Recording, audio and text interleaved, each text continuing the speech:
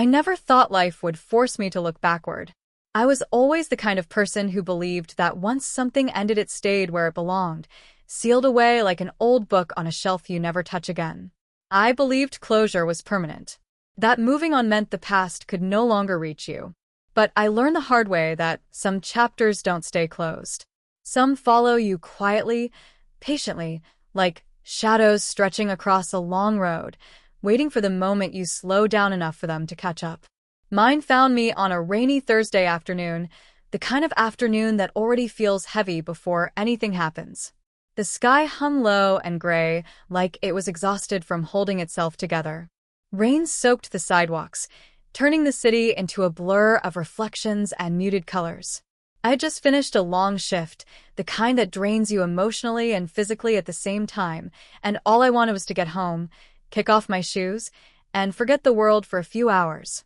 I walked quickly with my head down, weaving through crowds that felt just as tired as I was. The air smelled like wet pavement and car exhaust, and the traffic lights seemed to change too slowly, like even time itself had lost motivation. I pulled my jacket tighter around me, hoping the cold wind would stop biting at my face. My mind was elsewhere, replaying work stress, bills, small worries that add up over time. I wasn't thinking about the past. I wasn't thinking about him. Then I heard a voice. It wasn't loud. It wasn't demanding. It was soft, unsure, almost apologetic. A voice that didn't want to take up space. "Ma'am, please. Do you have $1 so I can get something warm to drink?" I almost didn't stop. People ask for help every day in this city, and sometimes your brain learns to tune it out just to survive. You keep walking because if you didn't, you'd never make it anywhere. My feet took 2 more steps before something inside me tightened. A feeling I couldn't name. A familiarity that didn't make sense. I slowed. Then I turned. And everything inside me froze. There he was. My ex-husband. The man I once believed I would grow old with. The man whose last name I once carried with pride. The man who shattered my heart so completely that for years afterward I was afraid to love anything again, including myself. For a second, my mind refused to accept what my eyes were seeing. It felt like a mistake, like my exhaustion had finally turned into hallucination. But he was real. Sitting on the cold, wet sidewalk, leaning slightly forward like the weight of his own body was too much to hold up. He looked thinner than I remembered. Sharper somehow, like life had carved pieces out of him. His beard was untrimmed, his hair messy and dull. The jacket he wore looked too small, stretched tight across shoulders that had lost their strength. Beside him sat a cardboard sign, edges soggy from the rain, with one single word written in uneven letters. "Trying." His eyes lifted when he noticed me standing there. At first, confusion crossed his face. Then recognition. Something old flickered in his expression. Something broken and familiar and heavy with history. I felt my breath catch painfully in my chest. He looked nothing like the man I once loved. And somehow, he looked exactly like him. I couldn't move. I couldn't step forward or backward. I stood there as the rain continued to fall, time stretching thin between us. In that moment, every memory came rushing back at once. The years of silence. The nights I cried alone in bed while he slept like nothing was wrong. The way he slowly stopped seeing me, stopped listening, stopped caring. The months I spent trying to fix something he had already given up on. It all hovered between us like fog. He swallowed hard, his throat working like the words were painful to release. "And is that you?" Hearing my name in his voice again felt strange, like someone opening a drawer you forgot existed, and pulling out something fragile. It didn't hurt the way it once did. It just felt unreal. "Yeah, it's me," I said quietly. His eyes softened, though I couldn't tell why. Guilt, shame, relief, regret. Maybe all of it. Maybe none of it. He opened his mouth like he wanted to say more, then closed it again. His gaze dropped to the wet concrete beneath us, like it held answers neither of us could say out loud. I didn't know what to do.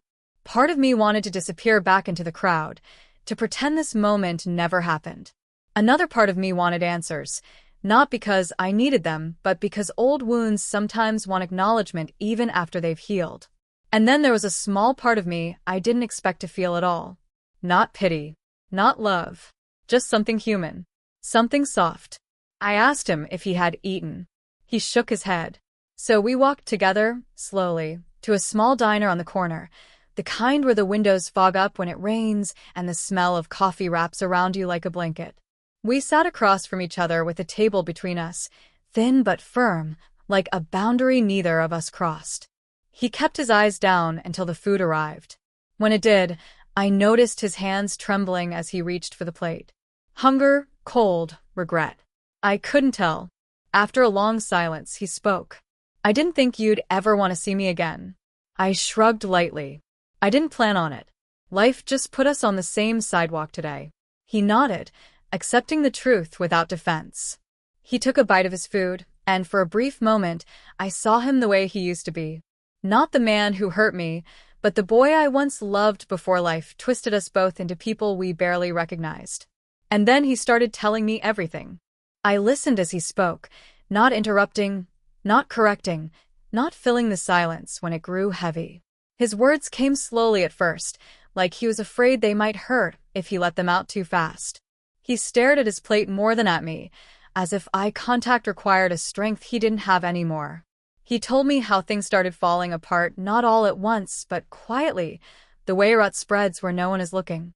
How he lost his job after missing too many days, how the mornings became harder to face, how getting out of bed felt like lifting a body that didn't belong to him anymore.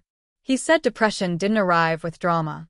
It arrived with numbness, with silence, with excuses that sounded reasonable until they swallowed everything. As he talked, I remembered moments from our marriage that suddenly made sense. The distance I felt but couldn't explain. The way he would sit in the dark long after I went to sleep. The anger that came out sideways, sharp and unfair. Back then I thought it was about me. I thought I wasn't enough. I thought if I loved harder, tried more, stayed quieter, stayed kinder, he would come back to me. I didn't know he was already disappearing from himself. He told me after the job went, the apartment followed. Friends stopped calling. Family got tired of worrying. One couch turned into another, then into nothing at all. He said there were days he stood in crowded places feeling invisible, surrounded by people, but completely alone. He said pride kept him from asking for help until pride didn't matter anymore. By then, the world had already moved on without him. I watched him as he spoke, noticing how his shoulders curled inward, like he was trying to protect something fragile inside his chest. I remembered how broad those shoulders once felt, how safe I used to feel leaning into him. The memory didn't stab me the way it used to. It passed through me gently, like a wave that had lost its power. At one point, he stopped talking and rubbed his face with both hands, his fingers lingering over his eyes. When he spoke again, his voice was barely above a whisper. I know I hurt you. I know I made you feel small. I know I broke something in you, and then left you to clean up the mess alone. I didn't know how to love you the way you deserved. I didn't even know how to love myself. And I'm sorry. I really am. Something loosened in my chest then. Not forgiveness, exactly. Not absolution. Just understanding. The kind that comes too late to save anything but arrives in time to let go. I realized I wasn't waiting for this apology anymore. I had already built a life without it. But hearing it didn't reopen old wounds. It simply closed a door I didn't realize was still cracked open. I held my coffee with both hands, feeling the warmth seep into my palms. I told him the truth, not gently, not harshly, just honestly. You were not the right person for me. You were part of my story, but not my ending. What we had taught me things I needed to learn. I learned how strong I could be. I learned that love without respect slowly erases you. And I learned that surviving heartbreak doesn't make you bitter if you do the work to heal. He nodded slowly, like someone accepting a sentence he already knew was deserved. Tears slipped down his face quietly, without drama. No sobbing, no pleading. Just grief finally letting itself be seen. I didn't reach across the table. I didn't need to. Being there was enough. When we left the diner, the rain had softened into a mist. The city looked calmer, washed clean. I helped him find a shelter that night, walking beside him, but not holding his hand. I bought him warm clothes and made sure he had a place to sleep. I gave him a little money, not as a rescue, but as a start. And then I did the hardest thing of all. I walked away, that I didn't promise to stay in touch. I didn't offer hope that wasn't mine to give. I gave him compassion without reopening my life. That was the boundary I had learned to protect. Love doesn't always mean returning. Sometimes it means releasing. On my way home, I cried. Not because of him, but because I finally understood how much I had carried for so long. The resentment, the questions, the belief that his brokenness had been my failure. Seeing him like that didn't make me feel powerful. It made me feel free. In the days that followed, I noticed a lightness in myself I hadn't felt before. I walked differently. I breathed deeper. I realized that healing doesn't always announce itself. Sometimes it shows up disguised as an ordinary moment on a rainy street, asking for $1 and offering closure instead. I don't know where he is now. I don't know if he found his way back. But I know this. Seeing him struggling didn't pull me backward. It pushed me forward. It showed me the distance I had traveled without realizing it. I was no longer the woman he broke. I was the woman who rebuilt herself, quietly, patiently, completely. And that changed me. That night after I got home, I didn't turn on the lights right away. I stood just inside my apartment listening to the quiet hum of the refrigerator and the distant sound of traffic outside my window. Everything felt different even though nothing had changed. My space was warm, clean, familiar. The kind of place I once dreamed of having when my life felt like it was falling apart. I leaned my back against the door and let myself breathe in slowly, then out again like I needed to remind my body that I was safe. I thought about how many times I had replayed our ending in my mind over the years. How I imagined what I would say if I ever saw him again. In those old versions, I was stronger, sharper, colder.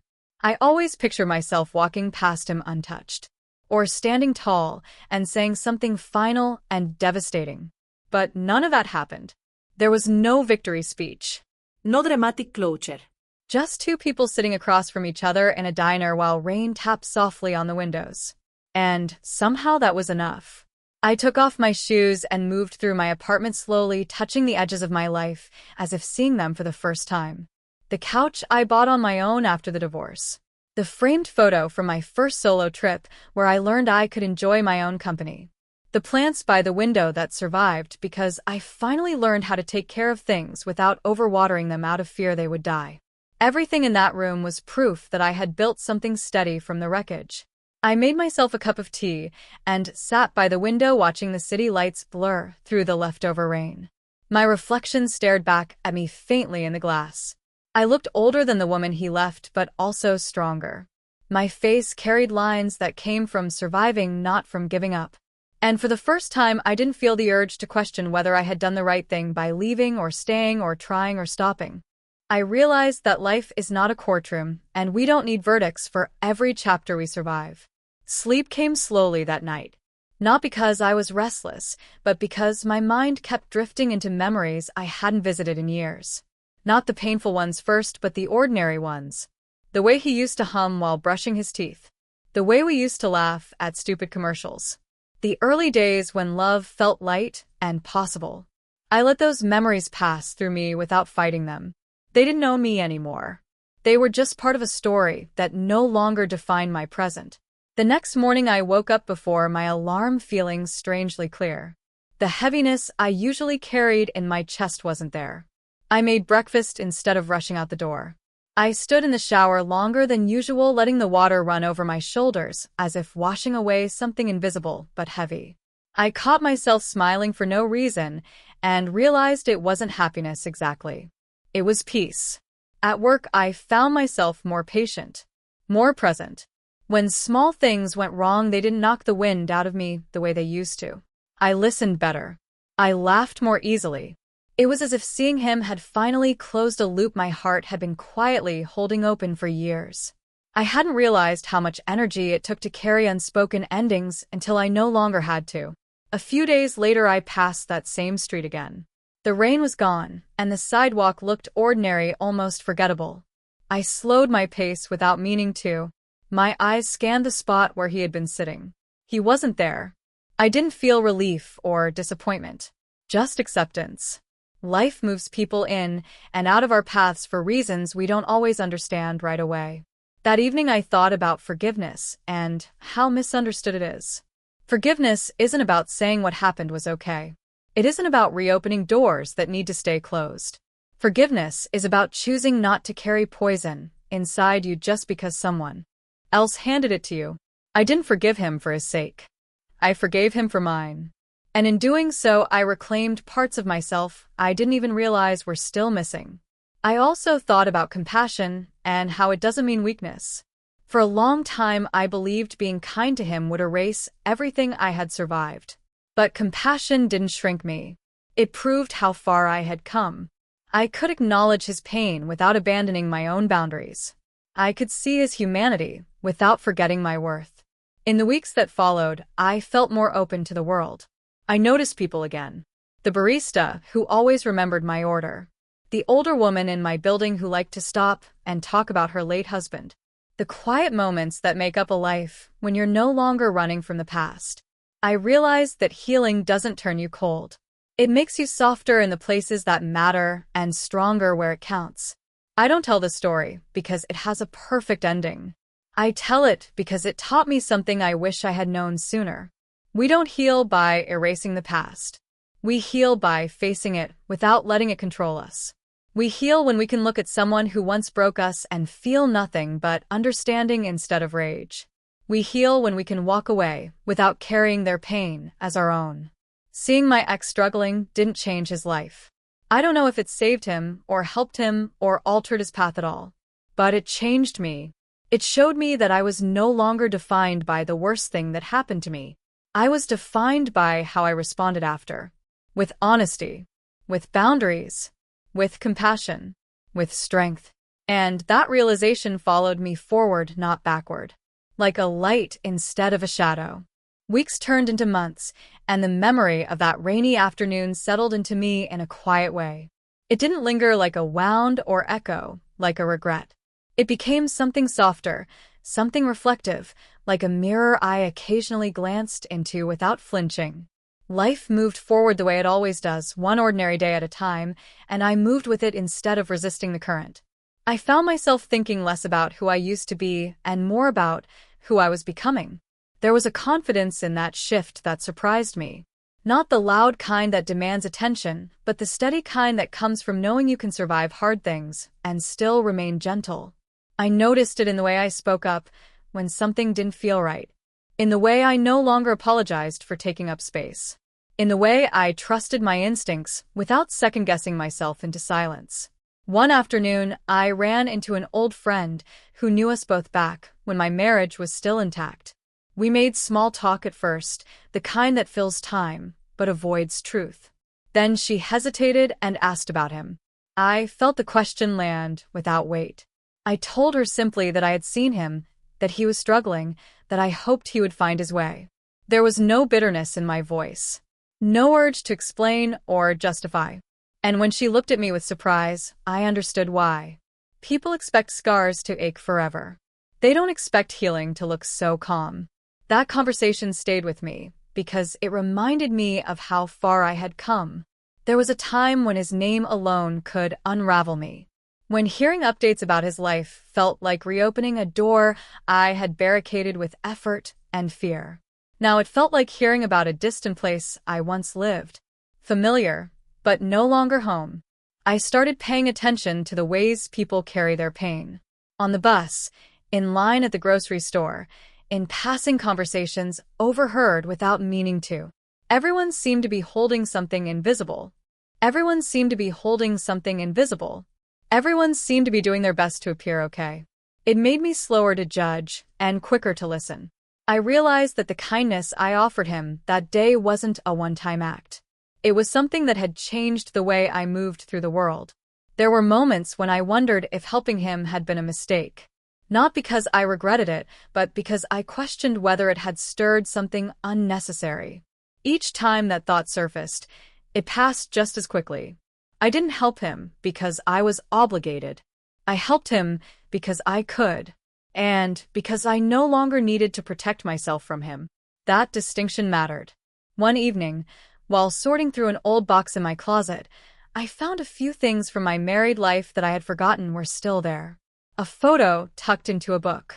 A note written in a version of his handwriting that belonged to a younger man. I sat on the floor and let myself look at them without rushing. I didn't feel the urge to cry or tear them up or shove them back into darkness. I felt neutral, respectful of the woman I once was and grateful to the woman I had become. I kept one photo and let the rest go. Not because they hurt, but because they no longer served me. Letting go isn't always dramatic. Sometimes it's quiet and deliberate and done without witnesses. Sometimes it's simply choosing not to carry more than you need. As time passed, I stopped wondering what could have been. That question had ruled my thoughts for too long.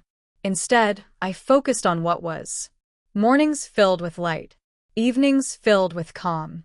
Friendships that felt mutual instead of draining.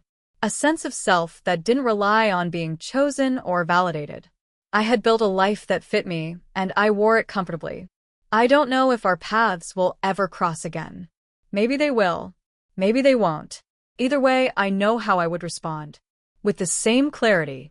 The same boundaries.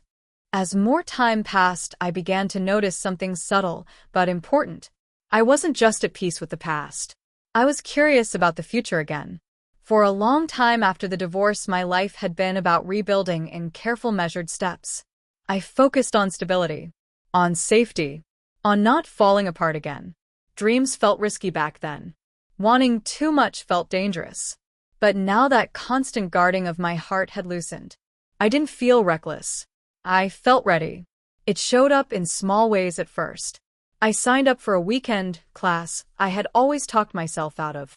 I accepted invitations without overthinking whether I would be too tired or awkward or exposed. I let conversations wander into deeper places instead of keeping everything light and controlled. I trusted myself to handle discomfort if it came. That trust was new, and it felt like freedom. I realized that for years I had been living like someone who survived a storm, but kept expecting thunder. Seeing him that day showed me the storm had passed. I didn't need to brace myself anymore. The sky was allowed to be just the sky. Sometimes late at night, I would think about the woman I was when I first met him. She was hopeful in a way that was almost naive. She believed love alone could fix anything. I don't judge her anymore. I understand her. She didn't know yet that love needs structure and respect and shared effort to survive. She didn't know that choosing yourself is not selfish. It's necessary. I also thought about the man he became. Not with anger, but with clarity. I could see now that his struggles didn't excuse the pain he caused, but they did explain parts of it. Understanding that difference mattered. It allowed me to hold the truth without twisting it to protect either of us. He hurt me, and he was hurting. Both things were real. Neither canceled the other. One afternoon while walking home from work, I passed someone sitting against a wall holding a sign. For a split second my body reacted before my mind did. That old tightness flickered, and then disappeared. I stopped. I offered a meal. I didn't see my ex in that man's face, but I saw humanity. I saw how easy it is to become invisible, and how small moments of kindness can restore something fragile, even if only briefly. That moment confirmed something important. Compassion had become part of who I was now, not something tied to one person or one memory. It wasn't rooted in guilt or nostalgia. It was rooted in strength.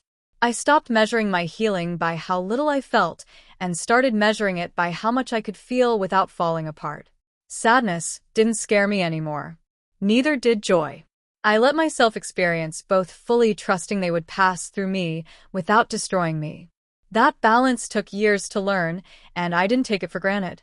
There were days I still thought about him, but not in the way people expect. I didn't imagine rescuing him or fixing his life. I imagined him finding his own footing. I imagined him waking up one day and deciding to try again in whatever way he could. Those thoughts didn't tie me to him. They released him. And they released me.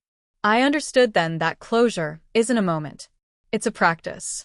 It's choosing again and again not to reopen doors that lead backward. It's honoring what was without letting it dictate what comes next. That rainy afternoon gave me clarity, but the peace that followed came from what I did with it afterward. If someone had told me years ago that seeing my ex at his lowest would be the thing that confirmed my highest growth, I would have laughed. I would have said, pain doesn't work that way. But it does sometimes. Life has a strange sense of timing. It waits until you are strong enough to see things clearly before showing them to you. I didn't leave that encounter feeling superior or saved. Oh, I left it feeling grounded, rooted in who I was and who I wasn't willing to become again. I no longer needed to prove anything to him or to myself. My life spoke for itself in quiet, consistent ways. And that is how it changed me. Not dramatically. Not instantly. But deeply. Permanently. I became someone who could look at the past with open eyes and an open heart and still walk forward without hesitation. Someone who learned that healing isn't about erasing pain. It's about transforming it into understanding and letting that understanding guide you toward peace. I kept walking, and I didn't look back. As the seasons shifted and the city changed its colors, I carried the story with me less like a memory and more like a quiet truth that had settled into my bones. It didn't announce itself anymore. It didn't demand attention. It simply existed as part of who I was. The sharp edges of the past had softened so much that when I touched them, they no longer cut. They reminded. I began to understand that some experiences don't come to teach us about other people. They come to teach us about ourselves. Seeing him that day was never about reconciliation or regret. It was a mirror held up at the exact moment I was ready to see clearly. It showed me that I no longer needed to be defined by what broke me. I had already moved beyond it without realizing how far I'd gone. I stopped waiting for my life to feel complete. I stopped looking for missing pieces. I was whole in a way that didn't depend on anyone else's healing or apology or redemption. That realization changed how I loved. It changed how I chose people. It changed how I chose myself. There were moments when gratitude surprised me. Not gratitude for the pain, but for the growth that followed it. I wouldn't relive those years. I wouldn't wish them on anyone. But I honored them for shaping the strength I now carried so naturally, I almost forgot it was once earned the hard way. One quiet evening I stood by my window watching the city lights flicker on one by one. I thought about how many lives were unfolding below me, each with their own storms and shadows and turning points. I knew now that healing doesn't make you immune to pain. It gives you the confidence that you can face it and still remain yourself. I didn't need to know how his story ended. Mine was still being written, and it felt steady and open and full of possibility. I trusted it. I trusted me. That rainy afternoon didn't pull me back into the past. It released me from it. It showed me that compassion doesn't weaken boundaries and strength doesn't erase kindness. It taught me that peace is not loud or dramatic. It is quiet and firm and deeply rooted. I saw my ex struggling, and I didn't lose myself. I found myself, and I walked forward knowing that whatever came next I would meet it whole, healed, and unafraid.